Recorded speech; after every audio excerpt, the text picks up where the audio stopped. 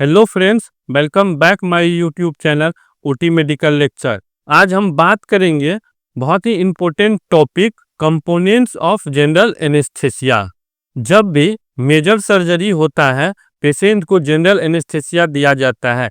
इनके main 5 component होते हैं। उस पांचों कंपोनेंट पे हम लोग डिस्कस करने वाले हैं। Component 1 loss of consciousness, loss of reflex response, amnesia, muscle relaxation, analgesia and Lundy, जो कि बैलेंस एनेस्थेसिया का कॉन्सेप्ट है, इसको भी इसमें कवर करने वाले हैं।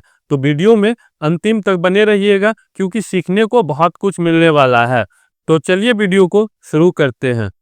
लॉस ऑफ कॉन्शियसनेस फर्स्ट हम लोग देखेंगे। इसमें कंपोनेंट्स जो इसका होता है जनरल एनेस्थेसिया का, लॉस ऑफ कॉन्शियसनेस। कॉन्शियसनेस जो होता है उसको हम लोग लॉस करते हैं, यानी अनकॉन्शियस हो जाता है पेशेंट, अनअवेयरनेस रहता है पेशेंट। यहाँ पे मैक पेशेंट अनकॉन्शियस, यानी क्या होता है यहाँ पे पेशेंट अनकॉन्शियस होता है। It is must during general anaesthesia. General anaesthesia के टाइम क्या होता है, पेशेंट अनकॉन्शियस होता है, but it is not required in regional anaesthesia. अब देखिए यहाँ पर जनरल एनेस्थेसिया और रीजनल एनेस्थेसिया ये दोनों अलग चीज है। आपको पता भी होगा इसका टाइप्स क्या होता है।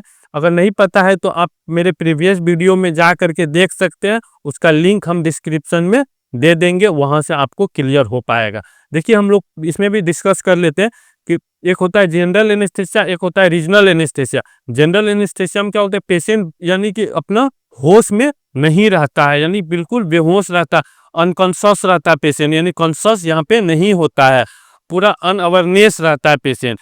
तो इसमें जो होता है इसको हम लोग बोलते हैं जनरल एनेस्थेसिया। एक होता है रीजनल एनेस्थेसिया। रीजनल एनेस्थेसिया में आ जाता है स्पाइनल एनेस्थेसिया, नर्व ब्लॉक आ जाता है, लोकल एनेस्थेसिया आ जाता है, ये सब आ जाता है किसमें, तो रीजनल एनेस्थेसिया में आता है। और जनरल एनेस्थेसिया में क्या होता है, पेशेंट पूरा अनकॉन्शियस हो जाता है, यानी बेहोश हो जाता है। तो ये आपको क्लियर हो गया होगा। देखिए स्पाइनल एनेस्थेसिया जब भी देते हैं, आप लोग देखे होंगे कि स्पाइनल एनेस्थेसिया जब पड़ता है तो क्या लोअर लिम्ब ही सिर्फ सुन होता है, यहाँ पर डायफ्राम को पैरालाइज नहीं कर पाता है, इसीलिए पेशेंट क्या होता है, स्पॉन्टेनियस अपना ब्रीदिंग ले ही पाता है, इसीलिए ये पेशेंट बेहोश नहीं होता है, यानी कि यहाँ पे कॉन्शियस रहता है पेशेंट, अवेयरनेस रहता है पेशेंट। एंड यहाँ पर जनरल एनेस्थेसिया में बेहोश हो जाता है। नर्व ब्लॉक जब करते हैं तो कोई भी एक स्पेसिफिक पार्ट्स को हम लोग क्या करते हैं, यहाँ पे ब्लॉक करते हैं, कोई लिम्ब को ब्लॉक करते हैं। एंड लोकल एनेस्थेसिया, अगर कोई पार्ट पे बॉडी का सुपरफिशियल क्या होता है कि इंजरी वगैरह आ जाता है, तो उस टाइम में ट्रॉमा जो पेशेंट रहता है उस टाइम में हम लोग क्या करते हैं, लोकली यहाँ पर यूज करते हैं और वहाँ पर स्टिच वगैरह लगाते हैं, इसके लिए यूज करते हैं लोकल एनेस्थेसिया। तो ये आपको क्लियर हो गया होगा कि लॉस ऑफ कॉन्शियसनेस होता है फर्स्ट इसमें।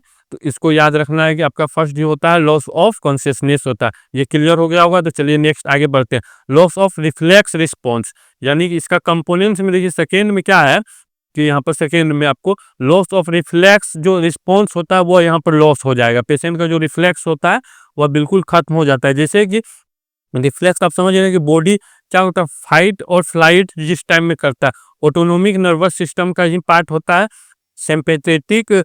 तो उस टाइम में क्या होता है, पेशेंट ऑटो जो अपना रिस्पॉन्ड करता है उस पर कंट्रोल कर लेता है, उसको लॉस कर देता है। Take away all the sympathetic and parasympathetic. यहाँ पर देखिए सिंपैथेटिक और पैरासिम्पैथेटिक है। सिंपैथेटिक में फाइट और फ्लाइट जो करते हैं वह होता है, ऑटोनोमिक के दोनों पार्ट है। पैरासिम्पैथेटिक में क्या होता है, पेशेंट रेस्ट में होता है, डाइजेशन वगैरह जो करता है, ये इसमें रिफ्लेक्स होता है of the patient and provide a smooth plane for the surgeon to operate, यानी कि तब जाकर के मिल जाता है, यहाँ पर स्मूथ प्लेन मिलता है जो सर्जरी करने में आसान होता है। अगर स्टेजेस ऑफ जनरल एनेस्थेसिया का आप वीडियो नहीं देखे हैं तो उसको अगर देखना चाहते हैं तो आप डिस्क्रिप्शन में भी उसका लिंक दे देंगे, आप वहां से भी जा करके देख सकते हैं और ये प्लेन भी आपको क्लियर हो जाएगा। तो ये आपको क्लियर हो गया होगा कि क्या होता है पैरासिम्पैथेटिक एंड सिंपैथेटिक जो नर्वस सिस्टम होता है, ऑटोनोमिक का ये पार्ट होता है। इसमें क्या होता है, ये जो सिंपैथेटिक जो होता है ये क्या करता है कि फाइट और फ्लाइट के टाइम एक्टिव होता है, और पैरासिम्पैथेटिक क्या होता है, रेस्ट में, उसके बाद डाइजेशन वगैरह में ये वर्क करता है।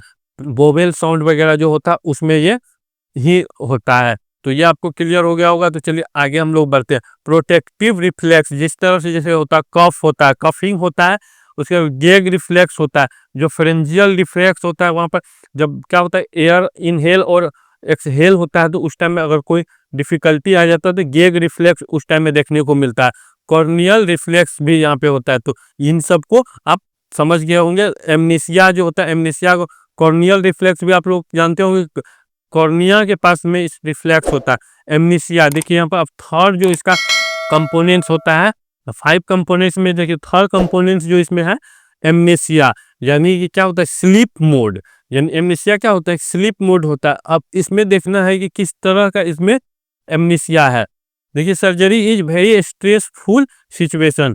जब भी सर्जरी होता है, अगर कोई पेशेंट का सर्जरी होगा तो उसको क्या स्ट्रेस फील होगा, एंजाइटी वगैरह होगा कि आगे अब क्या होगा, किस तरह से होगा, तो ये होता है। तो इसीलिए एमनीसिया हम लोग यूज करते हैं। इसका कंपोनेंट्स में इसको भी ऐड किया जाता है कि एमनीसिया देते हैं। अगर एमनीसिया नहीं देंगे, पेशेंट को नहीं सुलाएंगे, उसका मेमोरी को लॉस नहीं करेंगे, इसको भूलने का भी बोलते हैं हम लोग। इसको क्या बोलते हैं, एमनीसिया मतलब भूलना। जो स्लीप में जा करके क्या होगा, भूल जाएगा।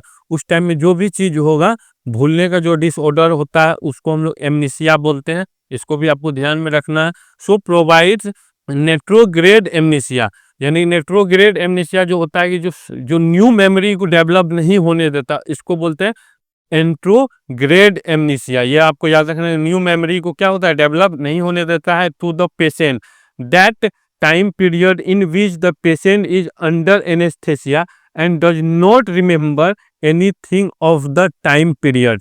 यानी कि जब हम लोग एमनीसिया ड्रग का यूज करते हैं उस टाइम में क्या होता है, एंट्रोग्रेड एमनीसिया होता है। इसमें क्या होता है, जो उस टाइम में जितना भी चीज हुआ है वो इसको याद नहीं रहेगा, वह मेमोरी ये सेव नहीं कर पाएगा, इसको कुछ भी उस टाइम में याद नहीं रहेगा। आपको ये क्लियर हो गया होगा। एंड यहाँ पर देखिए एंट्रोग्रेड एमनीसिया समझ गए। इसका एमनीसिया का भी 4 टाइप्स होता है। एक होता है रेट्रोग्रेड एमनीसिया। देखिए ये न्यूरोलॉजिकल क्या होता है, डिफेक्ट होता है, जो कि हम लोग कोई भी चीज जैसे याद किए हैं उसको रिकॉल नहीं कर पाता है। ये होता है कोई भी इंफॉर्मेशन हो, कोई भी इवेंट हो, उसको रिकॉल नहीं कर पाता, उसको हम बोलते हैं रेट्रोग्रेड। एंड इंट्रोग्रेड जो होता है ये जो हम न्यू मेमोरी डेवलप यहाँ पे नहीं कर पाते हैं, ये होता है। ये दोनों आपको क्लियर हो गया होगा। उसके बाद ट्रांसिएंट ग्लोबल एमनीसिया होता है, इसको भी समझ लीजिए। ये क्या होता है, टेम्परेरी होता है, शॉर्ट टर्म जो मेमोरी डेवलप होता है ये होता है। डिसोसिएटिव एमनीसिया एक होता है। इसमें ट्रॉमेटिक जो होता है कि मेमोरी लॉस हो जाता है, अगर ब्रेन वगैरह में चोट अगर लगता है तो उस टाइम में क्या होता है, ब्रेन में इंजरी किसी तरह से आता है तो उस टाइम में ये क्या होता है, डिसोसिएटिव एमनीसिया होता है। उस टाइम में क्या होता है, इसका मेमोरी लॉस हो जाता है। देखिए इस तरह से भूलने का इसमें बीमारी होता है। तो चलिए आगे एमनीसिया समझ गए। एमनीसिया क्या होता है, इसमें भुलाया जाता है, पेशेंट को कुछ याद ना रहे इसलिए इसको यूज करते हैं। नेक्स्ट स्लाइड पे हम लोग देखेंगे यहाँ पे 4 इसका जो कंपोनेंट्स है 4 में मसल रिलैक्सेशन, यानी मसल रिलैक्सेशन का हम लोग यूज करेंगे। अब मसल रिलैक्सेशन में जो यूज करने वाले जो एजेंट होता है वह सब क्या होता है, सक्सेनाइल कोलिन होता है, जो कि क्या होता है, डिपोलराइजिंग होता है। न्यूरोमस्कुलर जो एजेंट होता है इसको न्यूरोमस्कुलर एजेंट भी बोलते हैं हम लोग मसल रिलैक्सेशन में, जो कि सक्सेनाइल कोलिन होता है, वेकेरुनियम होता है, एट्राकुरियम होता है, ये सब होता है। तो इसको आप लोग मेडिसिन वाले वीडियो में जाकर के इसको देख सकते हैं। तो चलिए आगे हम लोग समझते हैं। Relax all the muscles of the body by either paralysing और by using agents which decreases the tone depending upon the surgical demand. अब देखिए यहाँ पे समझना है कि जो मसल जो होता है, all the muscles of the body, यानी जो बॉडी का जितना भी मसल होता है उस सबको क्या करता है, रिलैक्स कर देता है। Paralysing by the using agent, जो हम लोग एजेंट को यूज करते हैं उसमें न्यूरोमस्कुलर जो टोन होता है उसको क्या करता है, यहाँ पर डिक्रीज कर देता है। यहाँ पर डिक्रीज कर देता है, हम लोग सर्जिकल डिमांड के अकॉर्डिंग इस पे करते हैं। यानी इसका क्या होता है कि सर्जिकल जो डिमांड होता है उसी के अकॉर्डिंग यहाँ पे ब्लॉक करते हैं। तो ये आपको क्लियर हो गया होगा। If the surgery requires paralysis like abdominal surgery gave neuromuscular blocker and paralyse the patient. यानी कि हम लोग क्या करते हैं, रिक्वायर्ड जैसे होता है, पैरालाइज करना होता है, जो भी हम लोग को करना होता है, जैसे एब्डोमिनल का सर्जरी करना होता है तो इसको हम लोग क्या करते हैं कि ब्लॉक कर देते हैं। न्यूरोमस्कुलर जो ब्लॉकर होता है उससे हम लोग ब्लॉक करते हैं, तो जो मसल का टोन होता है, मसल का जो फंक्शन होता है, कॉन्ट्रैक्शन और रिलैक्सेशन, ये यहाँ पर लॉस्ट कर देता है। If surgery does not require paralysis, यानी कि जो सर्जरी का जो रिक्वायरमेंट होता है कि पैरालिसिस जरूरी नहीं होता है, लेकिन लिटिल बाइट और relaxation can be achieve with other anaesthetic agents as well. यानी कि देखिए, अगर सर्जरी करना होता है तो हम मसल को अगर रिलैक्स नहीं भी करेंगे तो सर्जरी होगा, लेकिन वहाँ पर क्या होता है कि जब मसल में कॉन्ट्रैक्शन और रिलैक्सेशन आएगा तो उस टाइम में जो सर्जरी जो करना होगा वो थोड़ा सा डिफिकल्ट होगा, वहाँ पर प्रॉब्लम आ सकता है, इंजरी हो सकता है। तो इसीलिए हम लोग मसल रिलैक्सेशन का यूज करते हैं। तो ये भी आपको क्लियर हो गया होगा। देखिए यहाँ पर जो मसल रिलैक्सेशन जो हम लोग न्यूरोमस्कुलर जो देते हैं ब्लॉकर, ये आकर के इसी एरिया को ब्लॉक करता है। इसका मैकेनिज्म और एक्शन हम लोग मसल रिलैक्सेशन वाले अगर वीडियो में आप जाकर के देखेंगे तो इसका हम अच्छे से इसको डिस्क्राइब किए हैं। जैसे मसल टोन वगैरह होता है, मसल कॉन्ट्रैक्ट और रिलैक्स नहीं कर पाता है, यह क्या होता है, एकदम बिल्कुल रिलैक्स हो जाता है। तो यह आपको समझ में आ गया होगा। तो चलिए आगे हम लोग बढ़ते हैं नेक्स्ट स्लाइड पे। और यहाँ पर देखिए पांचवा जो कंपोनेंट यहाँ पे है एनाल्जेसिया। अब एनाल्जेसिया को अब समझिए। एनाल्जेसिया तो आपको क्लियर होता होगा कि हम लोग किस लिए यूज करते हैं, तो पेन रिलीफ के लिए यूज करते हैं जो, तो यही होता है analgesia. Drugs which we use for producing loss of consciousness is not necessarily. Analgesia का जो ड्रग का यूज हम लोग पेशेंट में करते हैं, इसका ये काम नहीं होता है पेशेंट को अनकॉन्शियस कर देगा। ये क्या होता है, पेशेंट कॉन्शियस होता है इज, तो इसको सबसे पहले ध्यान रखना है। अगर कॉन्शियस में पेशेंट रहेगा तो उसमें पेन होगा, अगर अनकॉन्शियस पेशेंट हो जाएगा उसमें भी पेन होता है पेशेंट को। इसी को इसमें कहा जाता है द ड्यूरिंग प्रोवाइडिंग एनाल्जेसिया, यानी हमको एनाल्जेसिया देना है। The path of consciousness and path of pain are different, यानी कि जो पाथ होता है, जैसे कि यहाँ पे आपको दिखाई देता होगा जो इलेक्ट्रिकल सिग्नल होता है, इससे ही क्या होता है कि हमारा जो भी सिग्नल होता है ब्रेन तक, सीएनएस तक जा पाता है। तो इसका जो पाथ दोनों का अलग होता है। अगर पेशेंट को हम लोग बेहोश कर रहे हैं तो उसमें जो हम लोग मेडिसिन का यूज कर रहे हैं उसका जो पाथ होगा, वह जो अनकॉन्शियस पेशेंट होगा उसका पाथ अलग होता है। अगर पेशेंट बेहोश भी रहेगा तो उसको पेन का एहसास होता है। तो एनाल्जेसिया हमको हमेशा यूज करना होता है। तो इस पे आपको ध्यान रखना है, आपको इस पे बिल्कुल ध्यान रखना है। आई होप ये क्लियर हो गया होगा। पेशेंट में become unconscious but may feel the pain, अगर अनकॉन्शियस भी पेशेंट होगा तो भी पेशेंट को पेन फील होगा। इसी को इसमें डिस्कस कर रहा है कि कॉन्शियस में नेसेसरी नहीं है, अगर अनकॉन्शियस भी पेशेंट रहेगा, अगर बेहोश भी पेशेंट होगा तो उसको एनाल्जेसिया प्रोवाइड करना है। अगर पेशेंट बेहोश होगा तो इसका ये मतलब नहीं है कि पेन नहीं होगा, पेशेंट को पेन हो सकता है। इस तरह का क्वेश्चन ऑपरेशन थिएटर टेक्नोलॉजिस्ट का जो गवर्नमेंट वाला जो होता है एग्जाम, उसमें इस तरह का क्वेश्चन पूछा गया था कि अगर पेशेंट बेहोश रहेगा तो क्या उसमें पेन का फील हो पाएगा या नहीं। तो यहाँ पे बोलना है पेन का फील होगा, ऐसा नहीं कि बेहोश रहेगा तो पेशेंट को फील नहीं होगा पेन को। इस पे कोई भी याद रखना है। Need drugs which provides analgesia, यानी कि एनाल्जेसिया जो हमको क्या करना है कि नीड जो ड्रग का जरूरत हमको पड़ता है प्रोवाइड करना ही करना है। It is not one drug which is use to provide all the 5 components, यानी कि जो हम पांचों कंपोनेंट्स के जो यूज करते हैं इन सब में ये पोटेंसी होता है कि वो एनाल्जेसिया का वर्क करता है। जैसे इनहेशनल एनेस्थेटिक एजेंट देते हैं हम, उसमें भी एनाल्जेसिया होता है। जैसे हम लोग गैस का यूज करते हैं इनहेशनल एनेस्थेटिक गैस में, जैसे कि N2O नाइट्रस ऑक्साइड का यूज करते हैं, उसमें भी एनाल्जेसिया का जो होता है पोटेंसी होता है, उसका ये फीचर होता है। इसको भी आपको याद रखना है। एंड हम लोग जो एनेस्थेटिक एजेंट का यूज करते हैं, IV एनेस्थेटिक एजेंट का यूज करते हैं, उसमें भी ये देखा जाता है। And multiple drugs are used for multiple components of general anaesthesia, यानी कि जो पांचों कंपोनेंट्स मिल के जनरल एनेस्थेसिया प्रोवाइड कर पाता है। ये अब तक में आपको क्लियर हो गया होगा, पांचों जो इसका कंपोनेंट्स है ये क्लियर हो गया होगा। तो नेक्स्ट हम लोग देखेंगे इसका जो बैलेंस्ड एनेस्थेसिया का जो कॉन्सेप्ट दिए थे, इसको भी हम लोग डिस्कस करेंगे कि डॉक्टर जॉन लॉन्डी ही क्या किए थे, इसको भी इसका भी कॉन्सेप्ट दिए थे। Came of with the concept of balance anaesthesia in 1926 and this we are practising today also, doctor John Lundy जो थे, यह कॉन्सेप्ट दिया था बैलेंस एनेस्थेसिया का। जो एनेस्थेसिया हम लोग देते हैं उसको जो बैलेंस करते, बैलेंस एनेस्थेसिया का कॉन्सेप्ट दिए थे 1926 में। इसका प्रैक्टिस आज भी हम लोग करते हैं। इसका इम्पोर्टेंस इंफॉर्मेशन है जो इसको हम लोग देख लेते हैं। प्रीवियसली हिस्टोरिकल जो होता है इसको हम लोग देखते हैं। ट्रायड ऑफ एनेस्थेसिया, यानी 3 ठो इसमें पहले एनेस्थेसिया हम लोग पहले जो यूज करते थे, प्रीवियसली जो यूज करते थे, उसमें क्या था कि ट्रायड ऑफ एनेस्थेसिया 3 तरह से हम लोग करते थे। नार्कोसिस करते थे, रिलैक्सेशन का यूज करते, एनाल्जेसिया का यूज करते, 3 तरफ करते थे। नार्कोसिस का यूज करते थे, रिलैक्सेशन मसल रिलैक्सेशन करते थे, एनाल्जेसिया यानी पेन के लिए करते थे, मसल को रिलैक्स करते थे, नार्कोसिस जो बेहोश करने के लिए करते थे। तो ये आपको क्लियर हो गया। एट प्रेजेंट, अभी हम लोग जो प्रेजेंट में है, पेंटेड यानी कि 5 ठो है एनेस्थेसिया। पेंटेड मीन्स क्या होता है? 5 ऑफ एनेस्थेसिया है। यहाँ पर loss of consciousness and loss of reflex response हम लोग देखते हैं। Amnesia, muscle relaxation and analgesia, इन सबको याद रखना है और तभी आपको क्लियरली समझ में आएगा।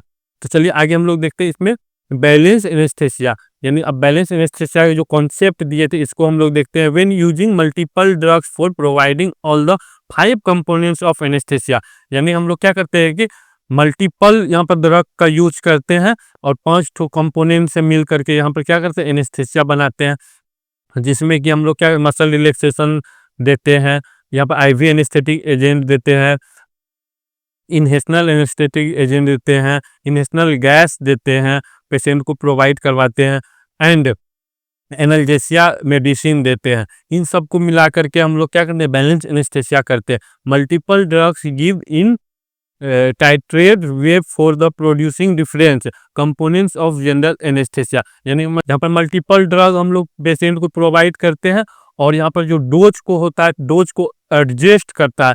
टाइट्रेट का मतलब होता है कि डोज को एडजस्ट करते हैं। Way for the producing difference यानी कंपोनेंट्स ऑफ जनरल एनेस्थेसिया, तब जाकर के प्रोड्यूस हो पाता है। जैसे multiple drugs use for 5 components यहाँ पर है। लॉस ऑफ कॉन्शियसनेस आपको दिखना होगा, इनहेशनल और आईवी एनेस्थेटिक एजेंट देते हैं हम लोग कॉन्शियसनेस यानी अनकॉन्शियस करने के लिए पेशेंट को। लॉस ऑफ रिफ्लेक्स रिस्पॉन्स में करते हैं, इनहेशनल और आईवी एनेस्थेटिक एजेंट इसमें भी वर्क करता है। एमनेसिया इनहेशनल और आईवी एनेस्थेटिक एजेंट करता है, जो कि क्या करता है? मेमोरी को लॉस्ट करता है। मसल रिलैक्सेशन में जो न्यूरोमस्कुलर ब्लॉकर होता है are used which causes paralyse and get a very good muscle relaxation करता है। सक्शनाइल कोलिन जो होता है डिपोलराइजिंग एजेंट होता है। वेकोरुनियम होता है, एट्राकुनियम होता है, इन सबको हम लोग यूज करते हैं। एंड एनाल्जेसिया जो होता है, ऑफवाइट्स हम लोग इसमें यूज करते हैं। ऑफवाइट्स में जैसे फेंटानिलिन होता है उसको यूज करते हैं, ट्रामाडोल को यूज करते हैं, इन सब को यूज करके हम लोग इसको करते हैं। एंड यहाँ पर आपको इम्पोर्टेंट इन्फॉर्मेशन जो है इसको भी देख लीजिए, इसे आपको सारा क्लियर हो गया होगा, तो इसको भी हम लोग देख लेते हैं। All the drugs which produce loss of consciousness also produce loss of reflex response and amnesia. यहाँ पर देखिए और जो ड्रग्स होता है ये सब क्या अफेक्ट करता है? तो लॉस ऑफ कॉन्शियसनेस करता है, also produce loss of reflex response and amnesia. इन सब को ध्यान में रखना है कि जो जितने भी ड्रग होता है इतना करता है। And if giving neuromuscular blocker always have to ventilate the patient from outside because apart from other muscle, यानी कि अब हम जब भी न्यूरोमस्कुलर ब्लॉकर लगाएंगे तो पेशेंट को वेंटिलेट करना है, पेशेंट को इंट्यूबेट करके उसको मैकेनिकल जो वेंटिलेशन होता है वो करना पड़ेगा और जो उसका ब्रीदिंग को प्रोवाइड कराना पड़ता है मैकेनिकली, तो ये भी आपको ध्यान में रखना है। It will also paralyse the respiratory muscle and patient will not be able to breathe, यानी अपने से खुद से ब्रीथ नहीं ले पाएगा। जब मसल रिलैक्स हो जाता है पेशेंट का तो उस टाइम में खुद से ब्रीथ नहीं ले पाता है। Neuromuscular blockers produce loss of consciousness, they only produce muscle paralysis by which we get muscle relaxation, यानी कि यहाँ पर मसल का जो ब्लॉकर हम लोग यूज करते हैं क्या करता है? मसल का जो पैरालाइज करता है वह सिर्फ मसल रिलैक्सेशन ही इसमें कर पाता है। तो आई होप ये सारा आपको क्लियर हो गया होगा। अगर वीडियो आप लोगों को क्लियरली समझ में आया होगा और आपका कॉन्सेप्ट क्लियर हुआ होगा तो चैनल को लाइक और सब्सक्राइब जरूर कर दे, साथ ही बेल आइकन को भी प्रेस कर दे, इससे कि हम जो भी न्यू वीडियो को अपलोड करें आपके पास सबसे पहले पहुंचे और आप इसे वॉच कर सकते हैं। और साथ ही अपने दोस्तों के साथ भी इसको शेयर करें और हमारे चैनल पे एक बार जा कर के आप विजिट कर सकते हैं। अगर आप एनेस्थीसिया से रिलेटेड वीडियो देखना चाहते हैं तो प्लेलिस्ट को जा कर के विजिट कर लें। आपको अगर आपके ज़रूरत का वीडियो मिले तो आप उसे वॉच कर सकते हैं। तब तक पढ़ते रहें, प्रैक्टिस करते रहें। Thank you for watching.